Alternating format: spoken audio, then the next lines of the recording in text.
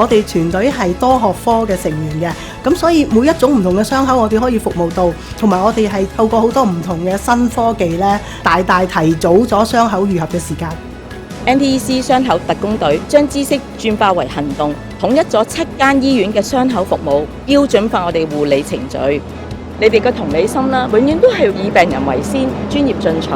咁啊，亦都得到好多醫生啦、護士啦、病人家屬嘅讚許啦。最深刻嘅例子呢，就係我哋推行咗 evidence-based practice， 將新界東壓力性損傷嘅發生率大大降低至0.1%，